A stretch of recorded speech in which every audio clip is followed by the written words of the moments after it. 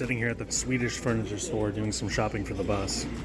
So I found what I think is going to be a really good solution for the closet storage system. And in the meantime, I have gotten a bunch of things in, including these speakers, this audio deck, an HDMI and auxiliary cable. Took the time to run all the way underneath my panels through the other side there. Typically, if this was a house, we would use a gland of some sort, like a wall plate with those little bristly things on both sides. It's kind of like a Colonel Mustard mustache, I guess. Cloudy with the Chance of Meatball's dad mustache, but like two of those on each side, and then you just put the cables through that way. Small space. I don't want to spend an extra $20 where I don't need it because I have these gaps in the panels anyway. Totally planned that. Updates on the audio system. There's a problem with the audio system. As it says on here, the output of this is 12 volts at 5 amps. The fuse that I have is plenty big enough for this project.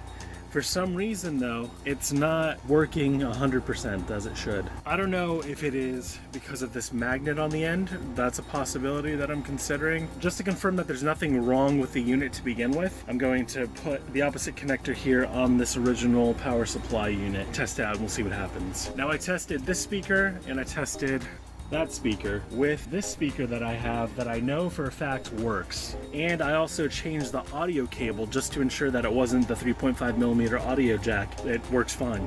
I managed to get the speakers working, however, I had to use it in its stock configuration, which means my DC battery inverter converts it to AC, and then the AC runs back to the amp that puts it back in DC. DC to AC to DC. There's power loss there, which is why I wanted to connect it DC from the beginning. However, I'm having an issue where it's just not playing. Maybe the voltage on these batteries is a little too high, because right now the reading should be at 13.1 or so maybe it needs straight 12 volt, just 12 volt. I also did a little bit of modification in the electrical closet. I hooked up a 60 amp breaker between the solar panel and the solar charge controller. Reason number one is just in case it gets struck by lightning or a solar panel takes in way too much and just like goes on the fritz or something, it shouldn't burn the rest of my system. The second reason is so that I can work on the solar system during the day. Once it's daytime, the solar panels are constantly taking in energy. All I have to do is press the breaker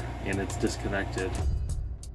Hello, I'm installing a bus bar, and then I will be installing the other 100 amp breaker and then routing one battery to that breaker to the bus bar, basically so that there is one breaker per battery attached to the system. If this doesn't work, I will probably have to upgrade the wiring. 8-gauge wire is only rated for 55 amps on a good day. Worst case scenario, I'll upgrade to a 2-gauge wire, which should carry 115 amps.